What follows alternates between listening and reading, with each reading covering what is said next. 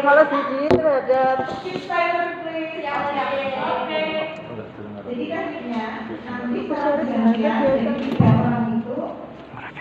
menyampaikan kesimpulan dari evaluasi refleksi dari posisi tadi. Kepada semuanya. Ganjil belakangnya pakai kartu. Iki Pak, lebih Pak. Nggih, wah niku wis nek gendong ora suwe kan. Jadi baru tes semuanya. Karena itu tadi rencana pengembangan diri. Iya, silakan aja, nggih. Mulai 1, 2, 3, silakan. Ya, monggo. Pak Nur. Untuk evaluasi diri saya yang pertama ya, untuk mengembangkan orang lain, saya belum maksimal, terutama untuk feedback ke coaching ke diri ya. Coaching ke diri itu saya belum yang kita dari, walaupun posisi sekarang saya sebagai ketua FDMP di ekonomi di Kabupaten Klang. Sebenarnya saya sering melakukan coaching ke teman-teman FDMP, tapi rasa itu perlu ditingkatkan begitu. Terus untuk kematangan emosi spiritual juga belajar, terutama untuk menghadapi murid yang titik tertentu yang harus kita tangan, itu harus belajar. Itu yang saya rasa itu ada empat poin loh. Yang saya rasa itu pertama itu pada teman guru sebelum maksimal. Emosional itu kalau pas ada siswa yang sangat bermasalah, walaupun saya datangkan orang tua, tapi tetap tidak bisa, itu dari saya. Ya, oke, terima kasih share pengalaman yang sudah dibagi dari Bu Pur. Terus kemudian kaitannya dengan evaluasi diri terhadap kompetensi ini, bahwa kompetensi apa yang sudah saya miliki atau sudah saya lakukan.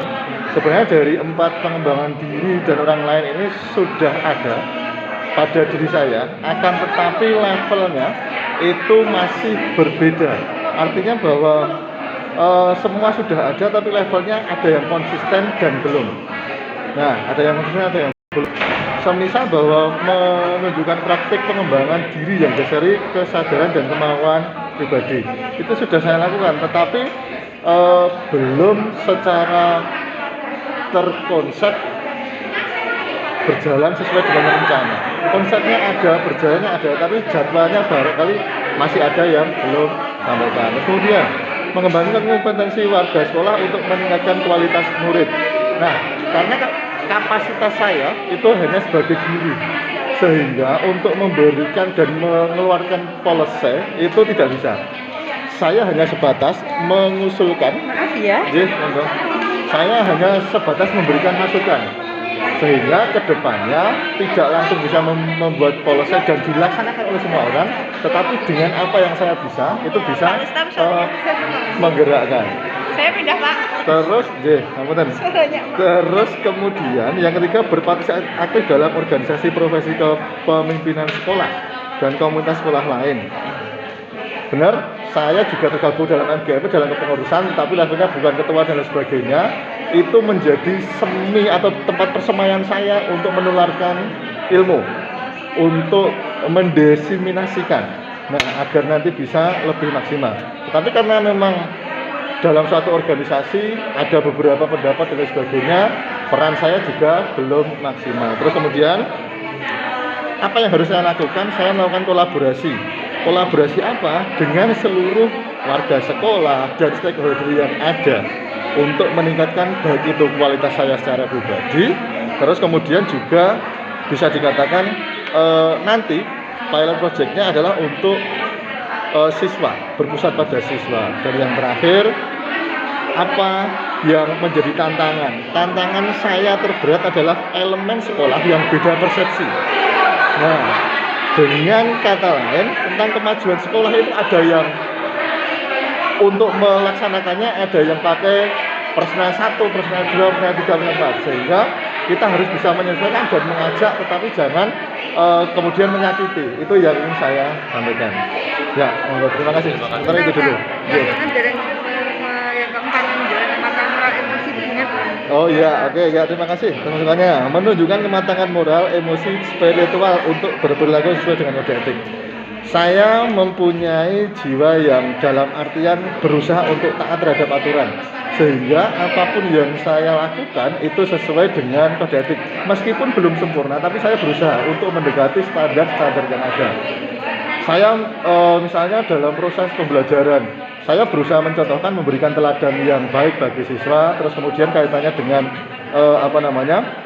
seias kata antara kata, perbuatan, perilaku itu harus bisa mencerminkan contoh yang baik pada siswa, seperti itu. Terima kasih. Pak Budi, monggo. Oke, terima kasih. Kalau pendapat saya terkait dengan evaluasi diri terhadap kompetensi yang fokusnya pada pengembangan diri dan juga orang lain, sama seperti yang disampaikan oleh panjenengan kedua. Sebenarnya dari keempat poin kompetensi ini, sebenarnya kalau saya melihat diri saya sendiri itu sebenarnya sudah saya punya, sudah saya laksanakan. Hanya saja ada beberapa poin yang memang itu lebih dan juga kurang. Jadi saya tidak akan menjelaskan keempat poin itu, tapi yang pertama yang saya sampaikan hal yang saya paling punya.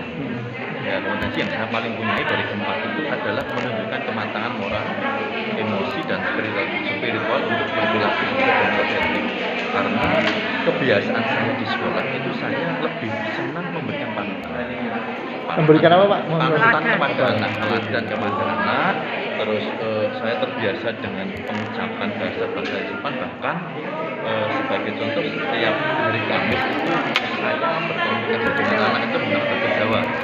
Itu termasuk contoh yang memang kebiasaan saya berikan kepada anak. Situasi ya. Yang kedua terkait dengan kematangan emosi, biasanya anak itu di dalam kelas maupun di luar kelas itu sering terjadi perselisihan ataupun melanggar aturan. Tapi pendekatan saya bukan pendekatan secara hukum, tetapi pendekatan yang humanis. Jadi anak itu biar sadar saya efeknya seperti ini dan itu tidak salah. Terus spiritual itu pastinya sering saya tunjukkan di pembelajaran baik itu awal, akhir, terus hanya dengan berdoa dan sebagainya. Itu yang menurut saya paling saya kuasai dari keempat ini. Terus yang kedua, kompetensi yang perlu saya tingkatkan dari keempat ini, ada satu poin yang di situ saya merasa masih perlu peningkatan lagi, yaitu mengembangkan kompetensi warga sekolah. Karena saya melihat di tempat saya sendiri, saya merasa teman-teman guru itu kayak berada di zona nyamannya. Jadi kayak sulit untuk menerima sebuah perubahan. Jadi itu yang saya alami di sekolah. Jadi ketika saya ingin mengajak sebuah perubahan ataupun hal baru ke sekolah itu harus dengan kerja keras menurut saya. Harus dengan kerja keras. Tidak sekali jalan terus teman-teman itu ya oke, berpikir untuk berubah, tidak, tapi harus memang seperti itu. Jadi ya itu nanti yang akan saya buat rencana ke depan untuk mengatasi masalah itu. Ini juga dia ya, Kadang berpikir kalau dulu itu saya itu kerjanya seperti ini atau seperti ini gitu kan.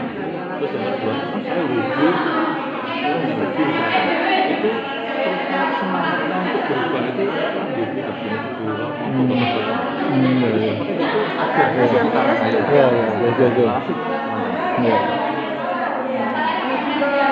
Ke belajar ya, poin. Ya.